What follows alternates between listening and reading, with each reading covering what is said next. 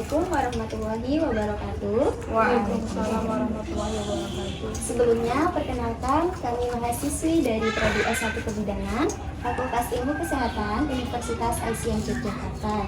Baik, di sini sebelumnya kami ucapkan terima kasih kepada mbak-mbak yang telah menyempatkan waktu untuk hadir pada penyuluhan pagi hari ini. Jadi, di sini kami nanti akan melakukan penyuluhan terkait dengan persiapan kehamilan sehat, di mana memerlukan waktu sekitar 15 sampai dengan 20 menit. Apakah mbak-mbak bersedia? Baik mbak, jadi jika bersedia nanti materinya akan disampaikan oleh saya sendiri, Siti Alfiah Puji Astuti, kemudian akan dilanjutkan oleh rekan saya, Diketut Astuti, dan kemudian akan dilanjutkan oleh rekan saya juga, Maula Alfi. Baik mbak, langsung saja ya mbak ya, kita mulai penyuluhan pada pagi hari ini. Sebelumnya, di sini saya akan menjelaskan terlebih dahulu terkait dengan kehamilan itu sendiri apa sih gitu. Jadi kehamilan itu adalah dimulainya pada masa konsepsi sampai dengan melahirkan. Jadi kehamilan ini adalah proses di mana bertemunya sel telur dan juga sel sperma, kemudian dia terjadi implantasi atau penetelan di dalam rahim.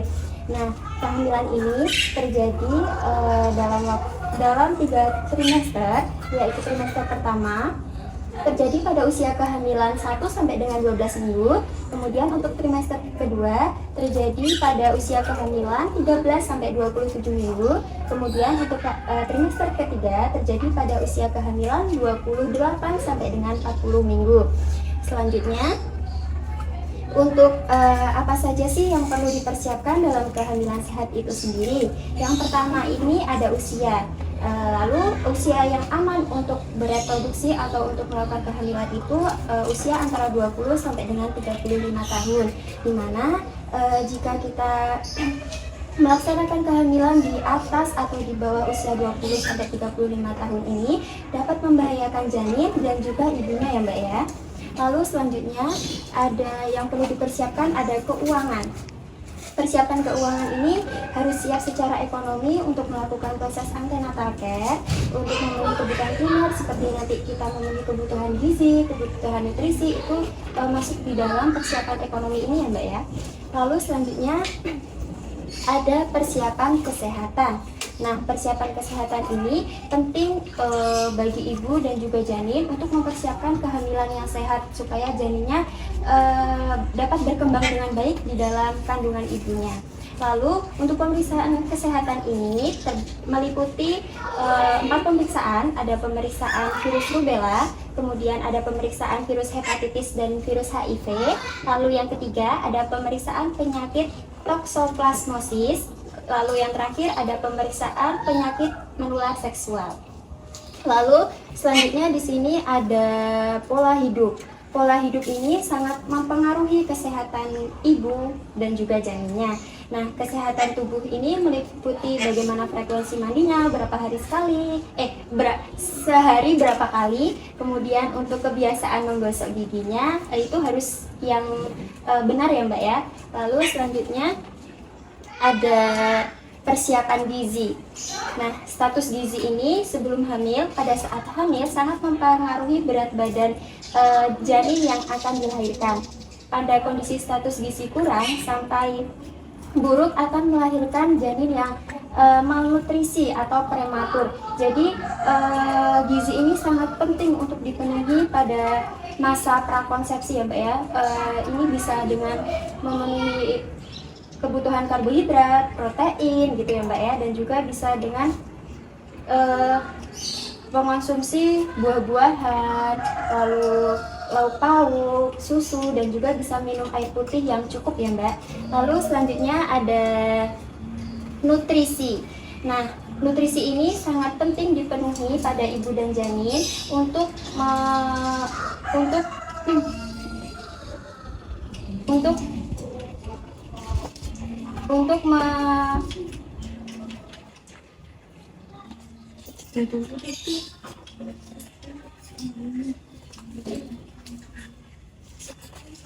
Nah, nutrisi ini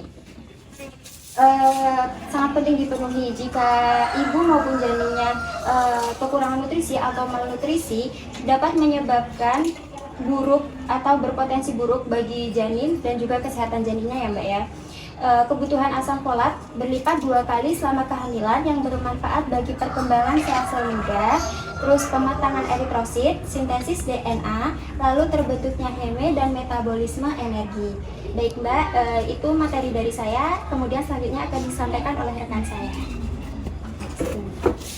Baik Mbak, di sini saya akan melanjutkan yaitu persiapan kehamilan sehat.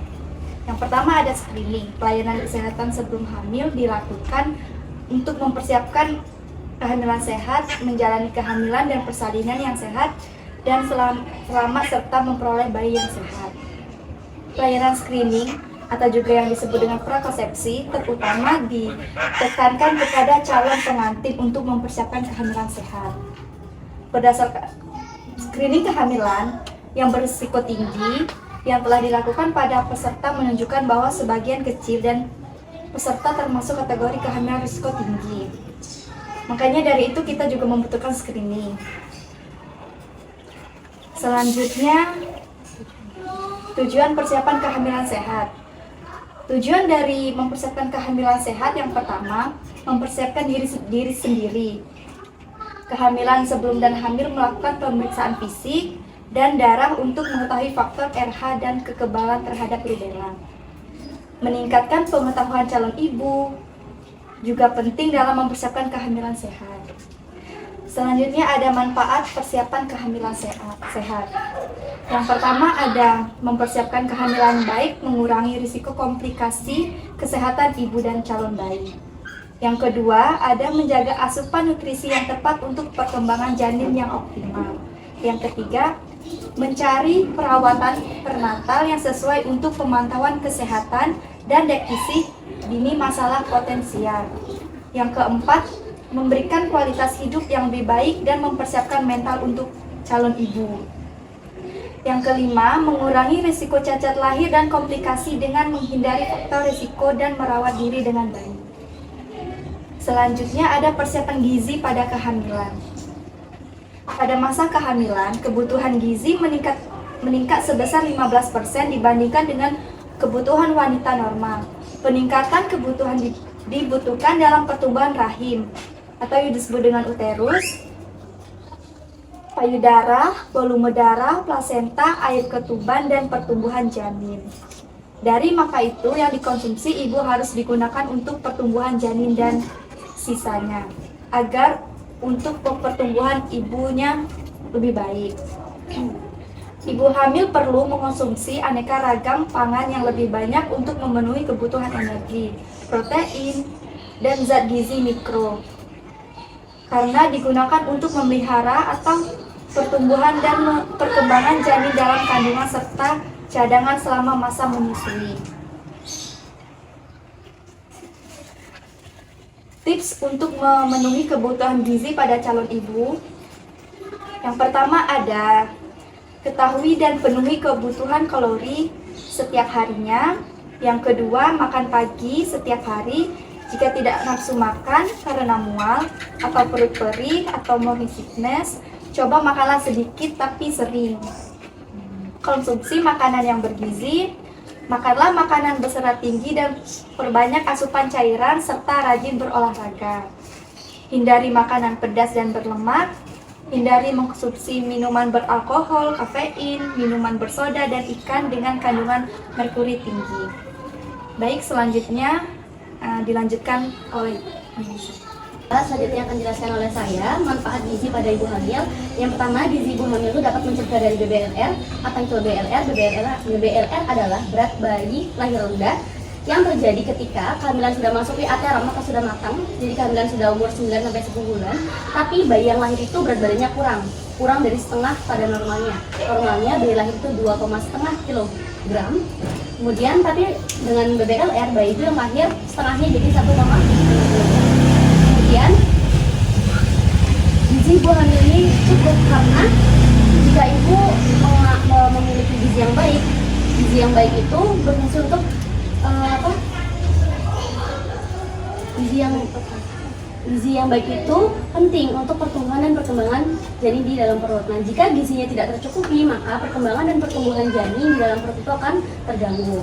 Kemudian yang kedua ada manfaat gizi pada ibu. Yang kedua itu adalah gizi ibu hamil itu dapat mencegah bayi lahir dengan keadaan cacat. Yang pertama ada asam folat. Asam folat ini kenapa penting? Karena asam folat ini itu untuk mencegah cacat tabung saraf, atau asam folat ini berfungsi untuk mengatur perkembangan saraf pada janin. Kemudian ada zat besi dan kalsium. Zat besi itu zat besi. Jika ibu mengalami kekurangan zat besi, akan bisa menyebabkan ibu mengalami anemia. Kenapa ibu hamil yang mengalami anemia itu sesuatu yang jangan sampai terjadi? Karena jika ibu hamil mengalami anemia, maka akan bisa menyebabkan perdarahan pada saat kelahiran nanti. Kemudian kalsium itu penting karena jika janin mengurangi kekurangan kalsium pada kehamilannya, maka dapat mempengaruhi perkembangan tulang pada janin. Jadi nanti tulangnya itu tumbuhnya tidak sempurna seperti itu. Kemudian ada antioksidan dan nutrisi lain. Gizi yang cukup termasuk antioksidan, vitamin, dan mineral lainnya dapat membantu melindungi sel-sel janin dari kerusakan dan cacat selama perkembangan. Dalam sebuah penelitian itu menyebutkan bahwa jadi nutrisi ibu itu ketika hamil itu 60%-nya untuk ibu, jadi 40%-nya untuk si bayi. Dan jika si bayi kekurangan nutrisi atau ibu yang kekurangan gizi, maka itu tentunya sangat-sangat berpengaruh untuk perkembangan bayi janin di dalam perut ibu. Kemudian selanjutnya ada dampak kehamilan yang tidak sehat. Yang pertama, bayi terlahir dengan berat badan yang kurang, tadi sudah saya jelaskan. Kemudian kedua adalah pertumbuhan janin yang terganggu. Kemudian yang ketiga ada bayi terlahir cacat. Yang keempat ada anemia. Anemia ini juga bisa menurun ya, Mbak. Jika misalnya ibu mengalami anemia, maka bayi itu juga bisa mengalami anemia. Kemudian yang kelima ada gangguan pernafasan. Yang keenam ada peningkatan resiko preeklamsia. Preeklamsia itu hipertensi, seperti itu. Kemudian yang ketujuh ada kerusakan jantung dan pembuluh darah. Yang kedelapan resiko kelahiran prematur. Yang kesembilan gangguan perkembangan otak. Yang kesepuluh kesehatan ibu dan bayi terganggu. Kemudian yang 11 yang paling fatal adalah kematian. Kemudian kesimpulan dari presentasi kami pada penyuluhan konseling kami pada pagi hari ini adalah persiapan kehamilan sehat adalah suatu proses penting yang membentuk dasar yang kuat bagi keseluruhan ibu dan bayi selama masa kehamilan. Langkah-langkah persiapan ini mencakup peningkatan asupan gizi, kemudian pemantauan kesehatan, gaya hidup sehat, dan persiapan mental dan emosional. Baik Mbak, sekian penyuluhan dari kita pada pagi hari ini. Sebelumnya, apakah ada yang ingin ditanyakan dari penyuluhan kita pada pagi hari ini, Mbak? Iya, mungkin ada sedikit ya Mbak. Kan katanya kalau di Jogja ini ada program untuk mengurangi stunting ya. Nah kan berarti stunting itu berawal dari mulainya janin. Nah, bisa dijelaskan kenapa faktor terjadinya stunting? Kalau bisa dijelaskan. Monggo sih. Terima kasih. Baik, mungkin akan dijelaskan atau dijawab oleh rekan saya ya, Mbak. Silakan Mbak Nala. Baik, sebelumnya faktor stunting sendiri adalah keadaan pertumbuhan balita yang kurang gizi ya Mbak ya. Seperti mulai kurus, seperti itu ada ciri-cirinya kurus, kemudian kulitnya memerah dengan rambutnya tipis ya, rontok seperti itu. Nah itu biasanya juga bisa kita persiapkan lagi, itu terjadi karena kekurangan gizi kan tadi.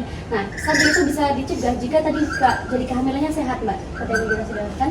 Ibunya tadi pas saat hamil tidak kekurangan gizi, bayi lahir dengan berat badan normal, tidak berat badan rendah. Nah jika bayi lahir dalam keadaan berat badan rendah, nah itu sudah itu bisa menjadi indikasi untuk bayi tersebut saat dewasa, saat proses pertumbuhannya mengalami stunting Mbak. Jadi kita bagaimana sebagai ibu selama kehamilan itu, ini cara mencegahnya ya. Ibu selama kehamilan itu sudah mempersiapkan kehamilan sehat dengan memenuhi pemenuhan kebutuhan gizi seperti itu. Kemudian untuk pencegahan stunting sendiri ya tadi upaya pemerintah untuk memberikan sembako seperti itu ya, makanan-makanan yang sehat, makanan yang benar-benar dibutuhkan pada saat usia balita seperti itu. Mungkin dari rekan saya ada tambahan? Cukup. Bagaimana Mbak dengan jawabannya? Apakah sudah cukup? Cukup bisa baik. Ya, sama-sama Mbak. Apakah masih ada yang ingin ditanyakan lagi? Mbak, kalau misalnya ibunya terkena HIV itu apakah anaknya juga menular atau bagaimana? Baik.